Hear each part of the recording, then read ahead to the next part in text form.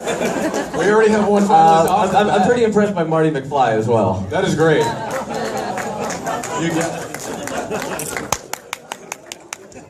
You guys are also, Jesus Christ. It's hard to look at people's good costumes and have them like look at you in the eyes, because these ladies are terrifying because they just have these forever smiles on their masks.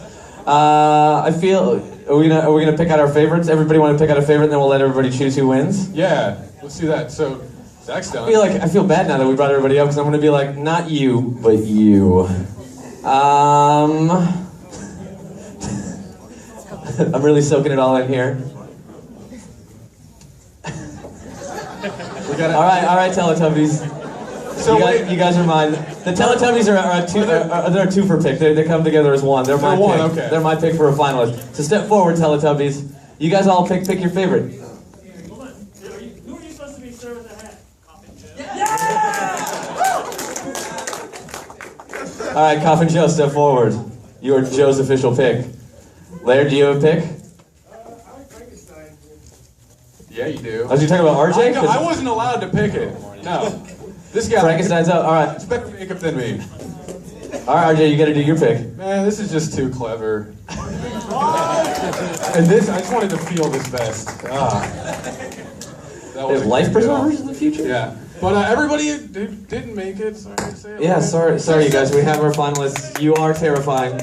Oh, wait. Oh, yeah, Zach, who's your pick? Well, I mean, this is a really clever joke, the Ward Cleaver thing, but also the fact that this gentleman is dressed as Michael Baldwin from Phantasm, which is a nice understated but brilliant costume. Can we put half of each of you up here? Or do you want him to go up? Okay. So, yes, I know he doesn't have glowing eyes and all this other business or a fly face, but to capture the essence of Michael Baldwin from Phantasm, that takes some doing. You're not doing it. I like that in photos, people are just going to think they're at some like weird KKK rally with you in the photo. There's nothing weird about a KKK rally. Just dudes hanging out with common interests. All right, I guess are we gonna do a run down the line of cheers? So if your favorite is Frankenstein, cheer for him. Frankenstein always gets the shit beat, you know? We just watched the movie, everybody's like, nah, fuck Frankenstein. Coffin Joe? Teletubbies? Yay! Whoop! You guys are very subdued in your favoritism, or we haven't gotten there yet. Marty McFly? Yay!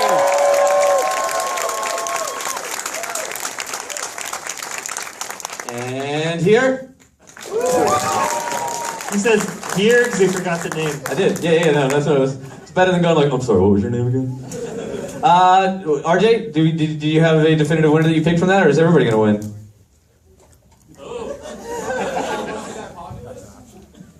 Oh, happiness is an option? I had no idea. You guys are all winners. RJ, do we have stuff for him? Slap bracelets! Slap bracelets! Teletubbies, you guys are going to have to share a slap bracelet and just be intertwined the entire time.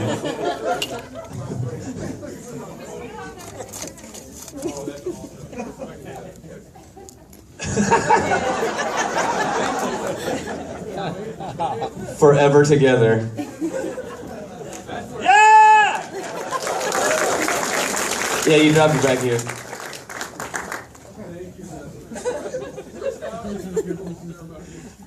Well, that's what Coffin Joe was just like, please roll on me with my slap bracelets. That was a good idea. It's just poor execution. Thank you guys all for dressing up. It was great. That was it, right? That was the ceremony there, RJ? Thank you guys all for coming up. We have a bunch of candy that you guys can all grab at. And just load up on sugary sweets. Oh, that's better. Everybody gets Alamo. Oh yeah, you guys all get Alamo passes too. It's not all bullshit and nothing. Slap bracelets. They're not bullshit. They are, because Here's of killer clowns from outer space. They are in this room there. They are. It's those two white guys.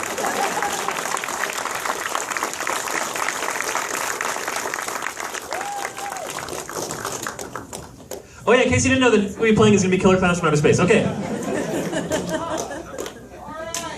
What a surprise! Hello, hello. We were just walking down the block, and we figured, let's just go see a movie, and we just... I'm shocked. And as it turns out, this is your movie, oddly enough. Thanks so much, guys. That was a great print. Okay. So you guys really did do the, wait, was that your design, I assume? The troll, the two-nose troll? Yeah, that was all the trolls were designed by us. Our third brother Charlie isn't here tonight, but yeah, he's our designer.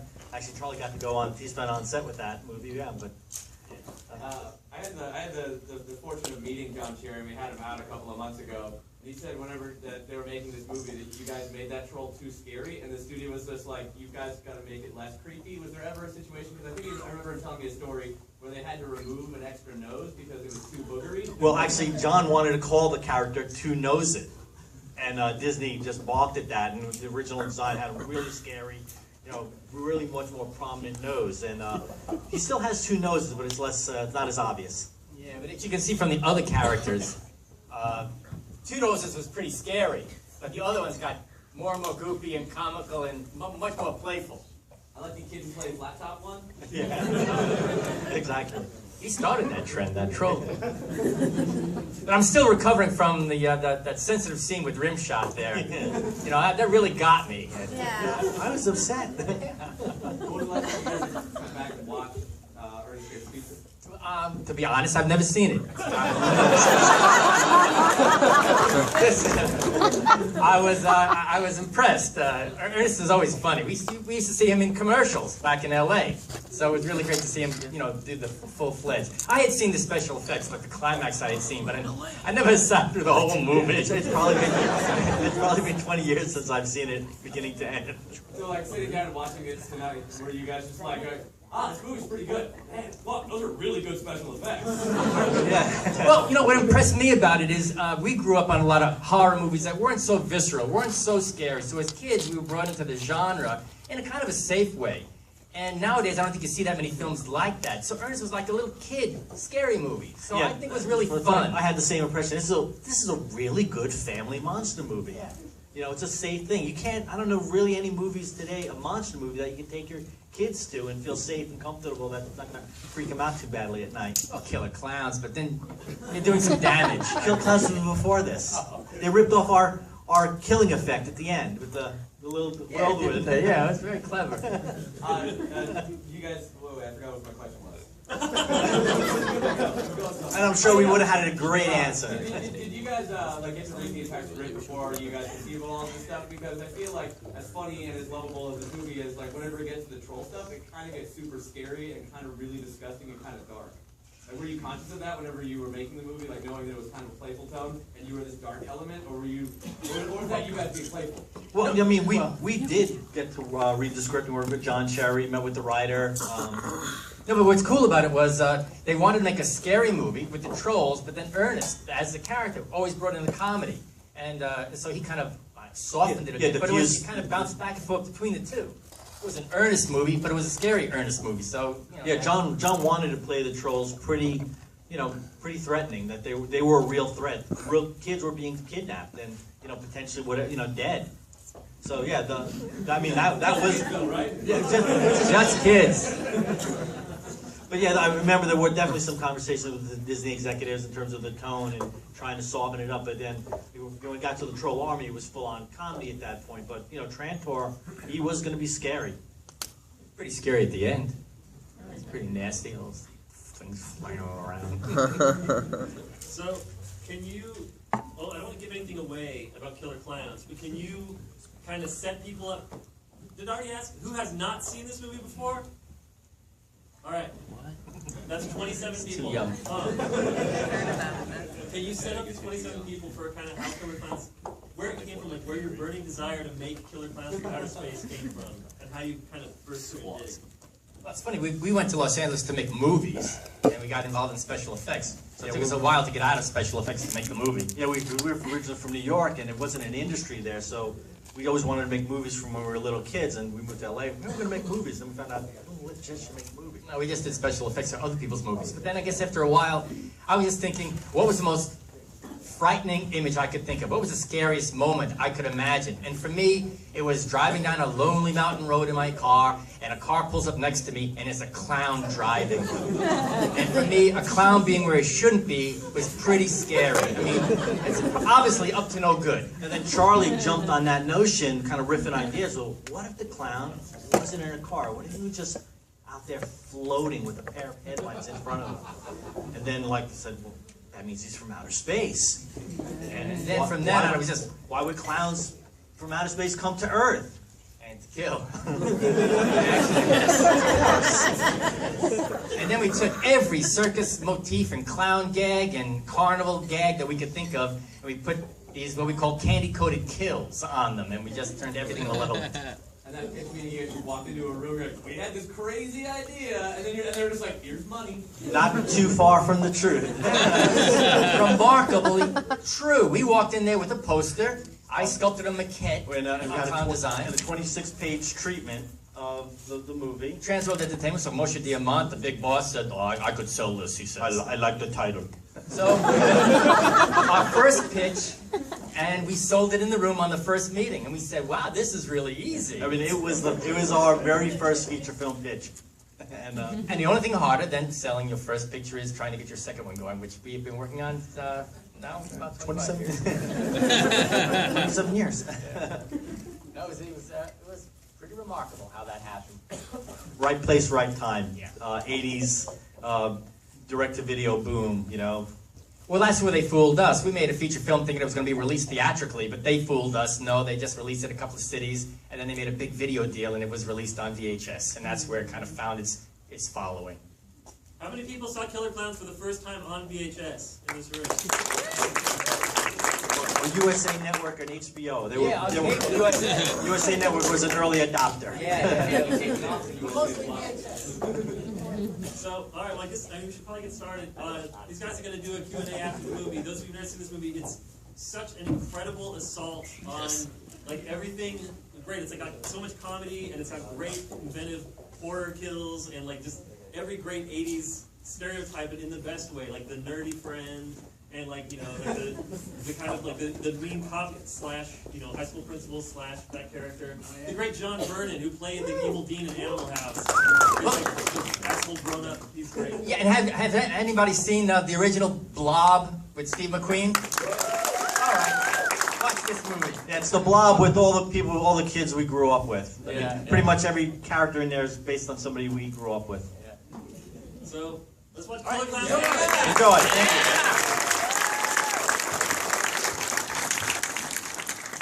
I come across as a film snob, but this is a... Had some notes.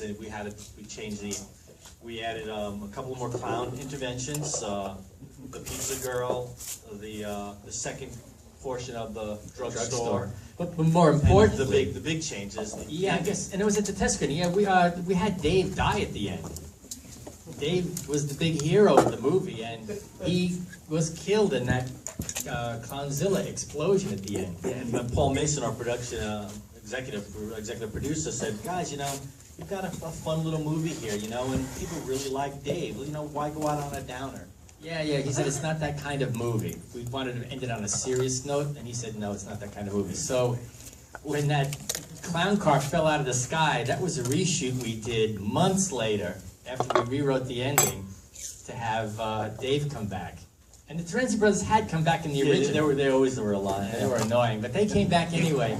So that whole ending was I guess, because of the audience reaction, the audience reviews. Yeah, but I guess like the first indication that we had that we might have been on something that we achieved what we wanted to was at the cast and crew screening. And typically those are really positive things anyway because everybody worked on the movie. But it was funny, a huge crowd showed up. Everybody showed up to see the movie. And we had it at the New Vista Theater in Los Angeles, Los Feliz. And the theater owner, it was on a Saturday morning. That's the only time we could get. Boy, they wouldn't even pay for that. And the theater owner was blown away by the movie. He said, guys, this is something really special. He saw it because it was kind of an art house type thing. And so that was kind of the first indication that we had. Well, we had no idea how people were going to react because Transworld Entertainment, the distribution company, in their wisdom, they just peddled it around the States. in a couple of cities, and that was the end of its theatrical distribution. They just made the film for a short theatrical as a promotion for the the VHS release. We found out years later that they had a contractual obligation to Media Home Entertainment to release it in 30 cities to support the $1 million video deal they had gotten. So they made more money selling it to video than if they had tried to earn money theatrically, spending money on promotion and stuff. So we were very disappointed. We were really disappointed. Yeah. I mean, again, typical about that, the movie was, it got released in Los Angeles, and, you know, the movies come out, they used to come out on Wednesday in the theaters at that time.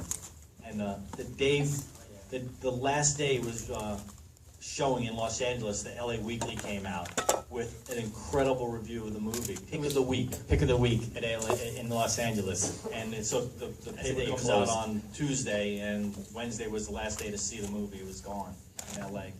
So we waited years and years and years, and then finally USA Cable started showing it again and again, and it got some response there. Then the VHS release picked up. Everybody saw it then. We've had this wonderful crowd of people who like the movie.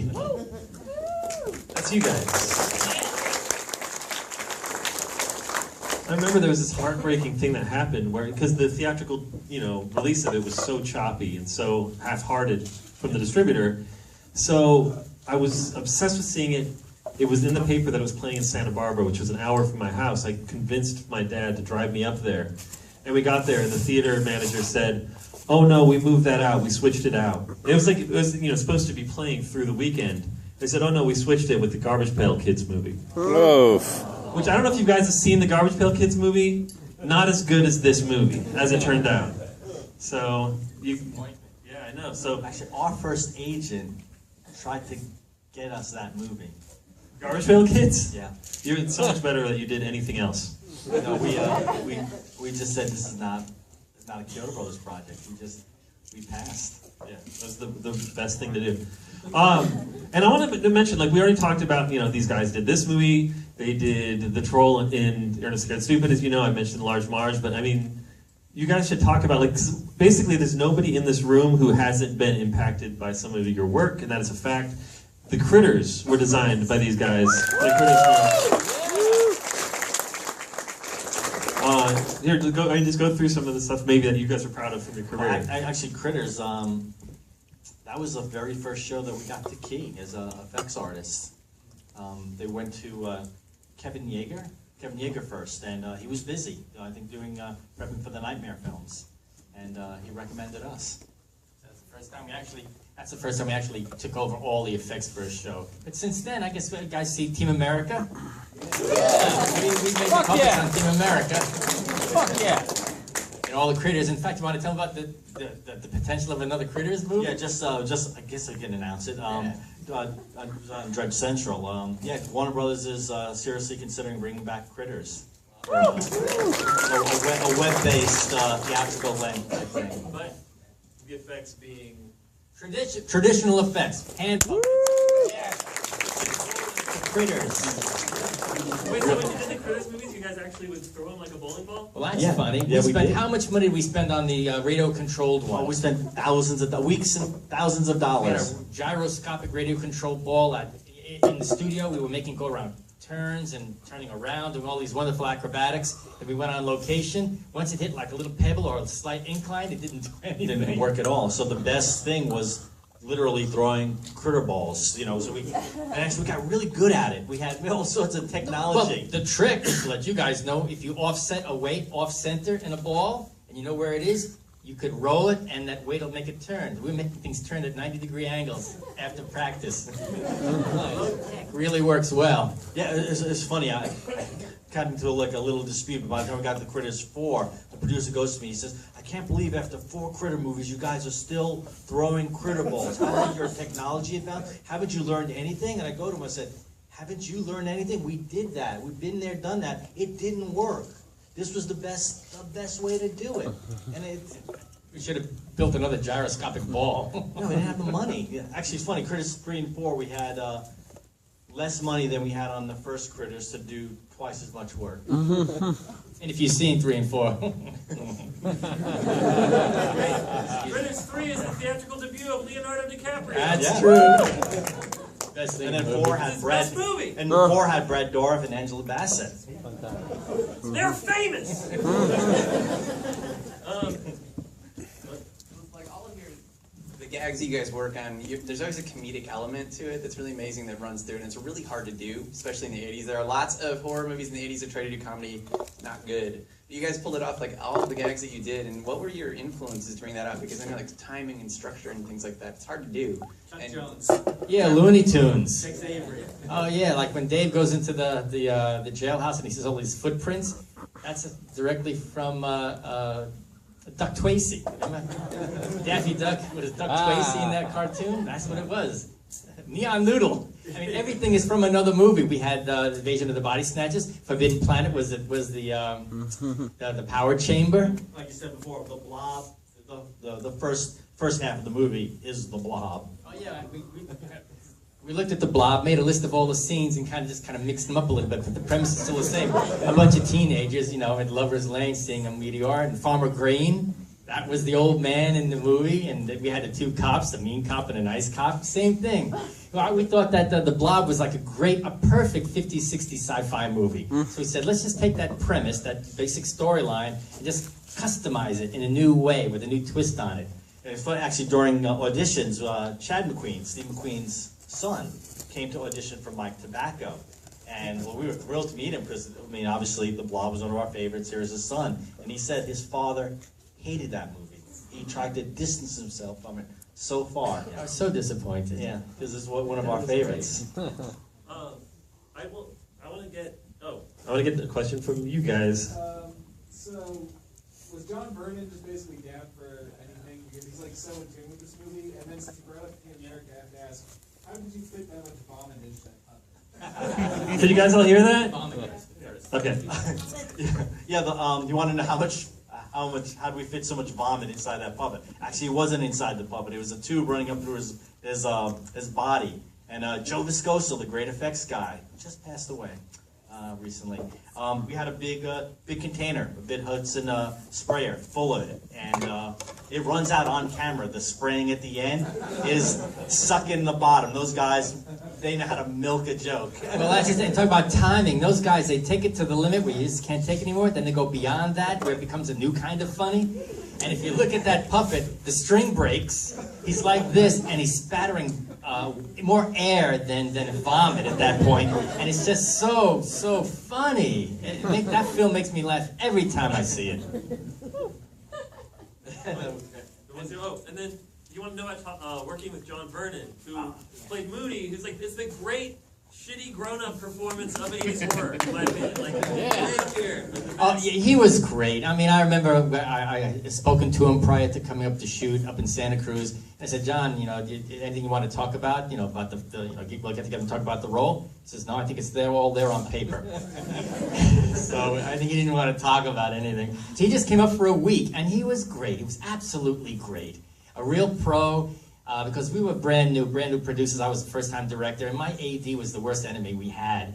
And they didn't really keep track of the set for us. And I remember we were shooting in the police station, and John Vernon turned around and yelled at everybody, "Will you be quiet? We're working here." And everybody, for the first time, quieted down and let us do our work. And one particular scene was really great. The flower gag, where he pulls the flower up? I did the first take, and I had the clown squirt him once. And John said, hey, let's do another take. Let him... So we dried them all off and squirt me once, and then one little tiny one at the end. And that was John Vernon. He had great timing. He was really great. Everything he did, he watched the eye light in the little jail cell there. He moves right into the light, and you can see his eye glinting. He knew where the light was. He was a total anarchist. He was a perfect foil against Dave's Dudley Do-Right type kind of cop. And then he was a blast. Actually, he kind of saw. He says, "Oh, this Mooney character." He says, "The kids really like that Dean Wormer character." And I think you're onto something here. He says, "I think he should come back in the clown spaceship. I think he should be in the clown spaceship at the end." He didn't want to leave. Santa Cruz was very nice. No, he was great. It was a real treat to have him there. We else has a question? Oh wait, this. Go ahead. You do it. Right there. Okay. All right. This is a two-parter, but first of all, there were some scenes in. This is my first time seeing it. There were some scenes in here, especially like the Mooney puppet, that were shit your pants terrifying to me. Like, have you guys ever thought of doing like a straight-up serious horror film? We tried. He's wondering, there were some portions in the movie that were really frightening, and he asked if we had ever thought about doing a real straight-on scary movie. We have, but every time we write it, it always has this comic bend to it. Yeah, I think it goes back to what Joe was saying earlier. There seems to be a thread in our work, both visually and tonally, that just kind of just takes a little bit of edge off of it. I mean, it's pretty dark. I mean, we kill a lot of people in that movie. There's a lot of cocoons in that room. Killed Pooh Bear. Oh yeah, we killed the dog. But it's funny, what we try to do is we make something really scary, and then we kind of temper it with a little bit of humor. And a great film for us is something that has suspense and humor and love interest and scares, all of the components of any great single genre. We try to put them all into one film. But it's funny, you picked up on the movie does change in tone there. It becomes a much more serious. The stakes are really raised. Yeah, we had to kick it off into the end of the second act. You had to do something to kind of keep the interest, and that's what we did. We kind of upped the stakes. All right, the second part is, you probably get asked this all the time, but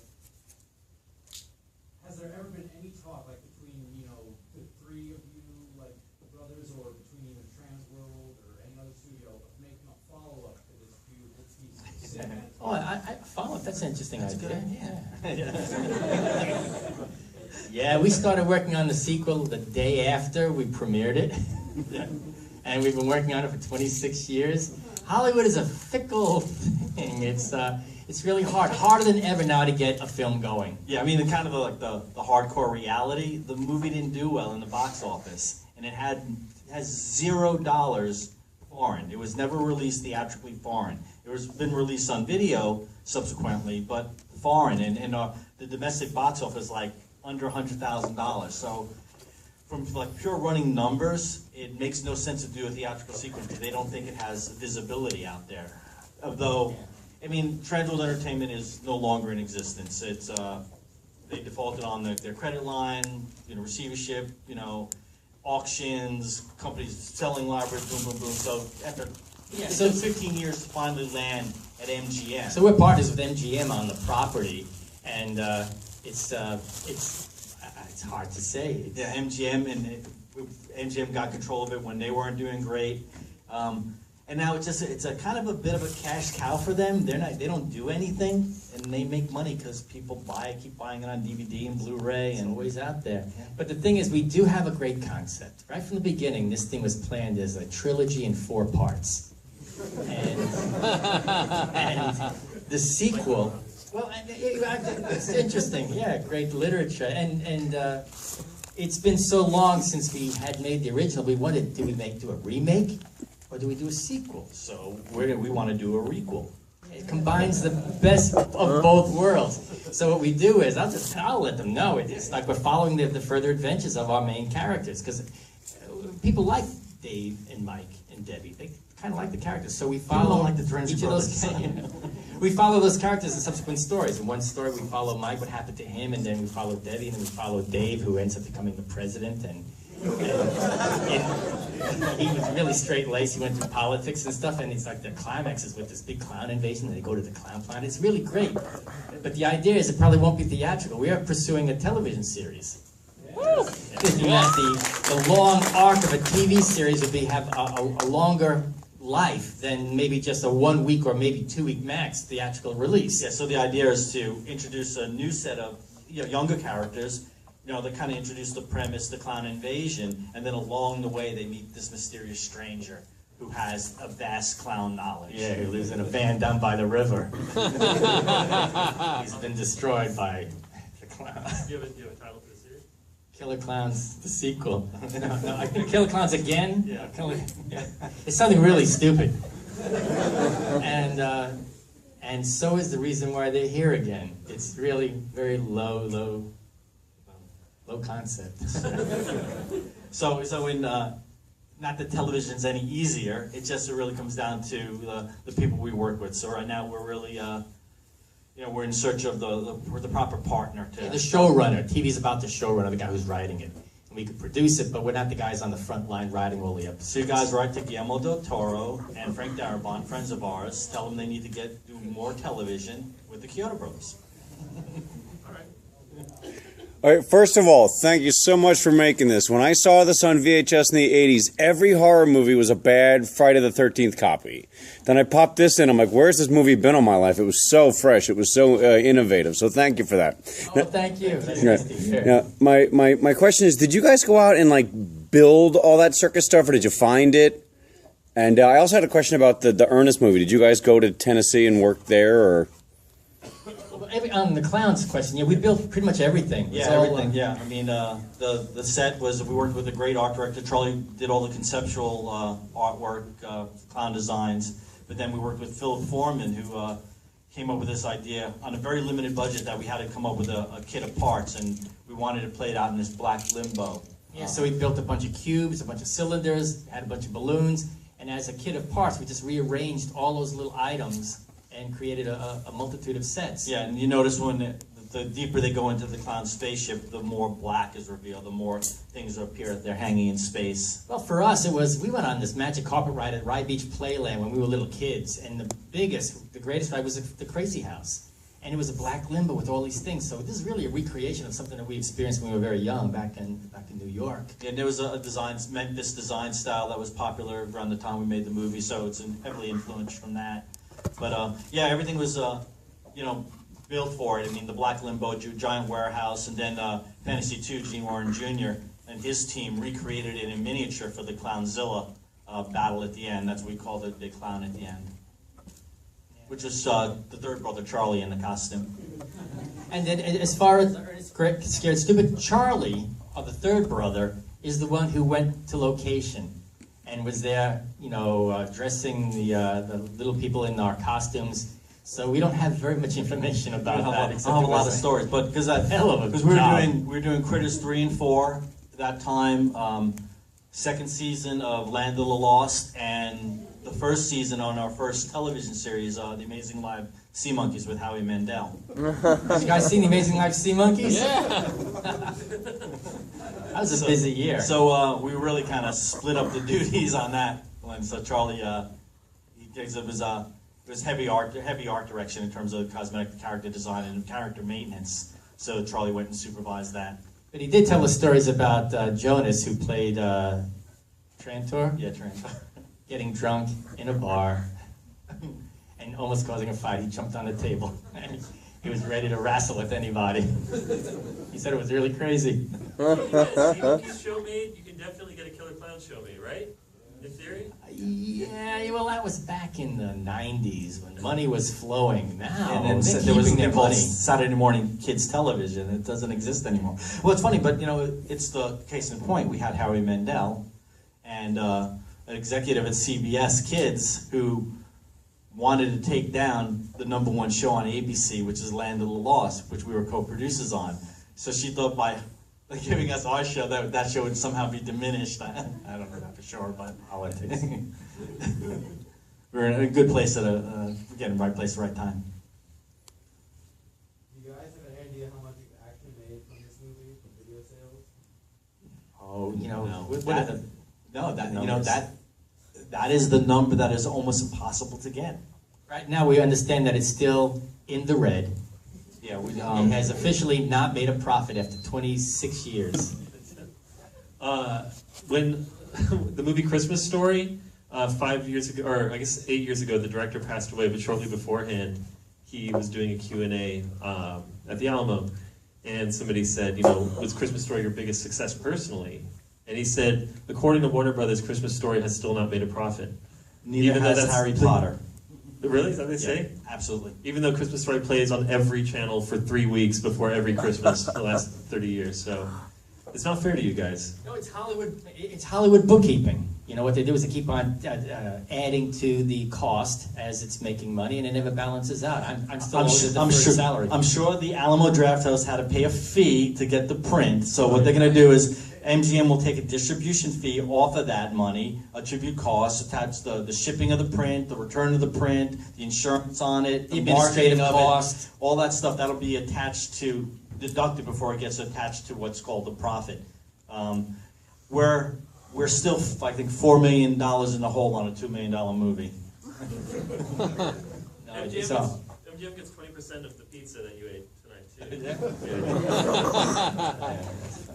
So if you ever do make a film, Put something in my pocket. when you do make a film, like our lawyer told us, he said the only thing you're going to see is your salaries that you make during the film. So we knew going in it was a screw deal. But he did say to us, look guys, you can make your first film.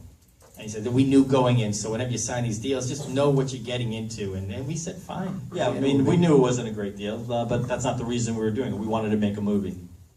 We just didn't realize the second one was going to be so difficult. I just want to ask you, the production design and makeup is outstanding for such a low budget. Did y'all get nominated for anything? Any prizes or? Because we're putting their awards worthy. Oh, thank you. Thank you. It was fun. Yeah, no awards. They didn't see fit to make it any Academy nominations, anything. And the Saturns? I don't know if you know, I guess I want to thank all the little people and my wife and my brothers. And wonderful honor. I guess the Saturns were around, but no, we've won a Saturn award since for our children's book, but Well, yeah. that's the genre crowd. Yeah, they really love it. It's yeah, but it's funny. When it goes to the art department, was the smallest budgeted thing in the movie. The Klowns were $25,000. The matte paintings were $25,000. I think Fantasy 2 got like $80,000. The sets were like $60,000 or $80,000. I don't remember exactly. The transportation budget was larger than the Clowns budget. To get the trucks, the honey wagon truck. Actually, the highest paid person was the guy that drove the generator truck. Is that true? Yeah, it is. It was union. it was Teamsters. Well, I think you probably inspired all of these people to go into the filmmaking industry. We have one more question. Oh, sorry. Well, I just had a question about the theme song and getting the Dickies. Oh, yeah. Talk about the Dickies. Well, we didn't know the Dickies, Yeah, but yeah. fortunately for us, Bob Hunker, the music supervisor, did know them. And even without our knowledge, really, he contacted the guys. Yeah, he went to Leonard, and with the title, just says, we're working on this movie called Killer Clowns from Outer Space. Are you interested? He went away, and He wrote the song, we heard it, and we thought it was perfect, and without any input from us, honestly. And what we really like, we think it's a great song, we think he captured the mood that we wanted, but really he brought in another audience. We had our genre, our sci-fi movie making, special effects people as our audience, but he brought this whole music side. All the fans of the Dickies and that whole side of the industry came to the movie. So we really had quite a diverse audience because of their involvement. Yeah, and actually, kind of another point of what you had asked before about the art direction, how we got that movie made is we had been working in the industry. So we had this in the effects world.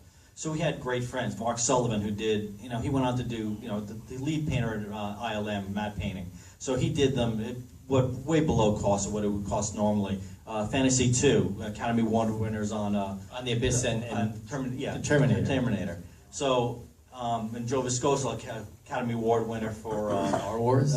he did Star Wars. We won for Independence Day. So all this incredible goodwill in the effects industry, because finally we were doing what they all wanted to do, because they're all filmmakers. Gene Warren Jr., a brilliant filmmaker. I mean, in shooting the Clownsville, he came up to supervise the plates, the force perspective stuff, and he was thinking, hey guys, what if we do this shot? We do it this way. And it was just a great collaborator. I wish he was our DP. I mean, there was the shot with the little balloon dog, the really low shot like that. I said, I want something like this. My DP says, no, we can't do that. And Gene says, yeah, just take the camera, put it on the ground. And so Gene Jr. shot that. Yeah. Great shot. He was a brilliant guy. Don't try to bring balloon animals into a pine forest without putting rubber latex on the bottom of their feet first. So we called in a lot of favors from we had worked within the industry, and they just loved us, and they worked on the film. We loved them. Is there a place? Is there somewhere that you guys are updating about the new project where people can spread the word about it and like be supportive of it and get the word out? There is a Facebook Return of the Killer Clowns from Outer Space 3D, which was really kind of set up for the feature film version, which was very close to going about 3 years ago. But we got so close and it kind of fell back. We've been kind of hush-hush on the television side, just because it takes a long time and we're tired of people yelling at us. Well, yeah, it's if there was something you could do, we'd ask you. No, it's really out of our control. What I don't want to do is get everybody excited about it and then have it wait and wait and we wait. don't want to and then have disappoint you you guys guys angry anymore. at us and say, well, where's it going? I don't know. We put the word out there and just ask all our heavyweight friends and to see if they'll get involved with this. I mean, we definitely piqued some interest over at MGM Television, but they're not in a position to write the blank check. They need a partner. They need a network partner.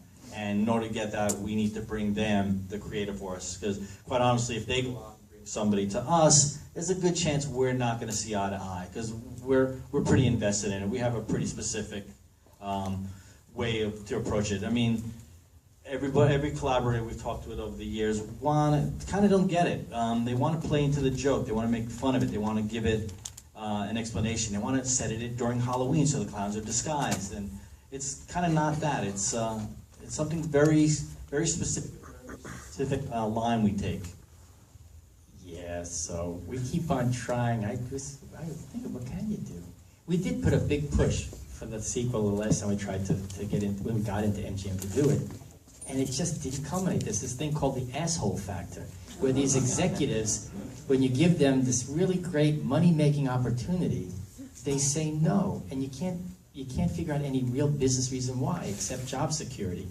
I think a lot of these people are afraid if they say yes and something doesn't work, they'll lose their job. Nobody loses their job for saying no. It sounds kind of silly, but just from my experience in the industry, that seems to be this dumb wall that we and a lot of our director friends had run into.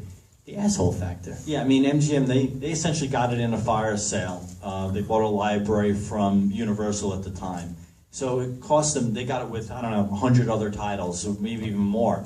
So they virtually paid nothing for it. So they're making whatever they make a year, with 10,000, 100,000, 200. I don't know how much they make a year off of the movie, but we understand it's consistently near the top of their sales in terms of video and internet, streaming and things. So with very little output of money, they're making money. So if they were to risk 2, 3, 4, whatever money, they're putting that money at risk. So it's maybe they see it's good money after bad. I think it's short-sighted. I think there's a great potential for, Clowns 2, 3, 4, 5. We should be up to Clowns 10 and a reboot, and a reimagination, and whatever. It's a lack of imagination and risk-taking. It's the community is being run by a bunch of bean counters. There's no real passion as filmmakers in the executive level of these companies. My feeling. Does anyone in this room have $3 million available? All right, done. I don't know. Oh, the question. Okay. Because this is definitely like a cult that would get so many people up. You would get so much money. Yeah. Crowdsourcing question. Yeah, we are considering that. We are. Yeah, I tell you, it would be great. You get good value for your contribution. It would be pretty cool. That is a great idea. I really want to say, and with great sincerity, that there's no other movie of this type. Well, there's no other movie of this type, period. But there's no other movie that came out in the 20th century that was so rich with just new ideas and humor and did all of these things that no other movie had dared do and hit a tone that other movies were unable to do. And I'm saying this genuinely. I really think that this movie encapsulates all of the fun of 80s horror and 80s comedy like no other movie ever did, and in a way that is timeless still. And I'm really glad you guys made it and that you're here to celebrate. So thank you guys a ton. Thank you. You're pretty well educated in all this genre, so coming from you, I think that's a great compliment. Thank you so much. Yeah, we appreciate that. Well, thank you to the Chiodo Brothers for being here.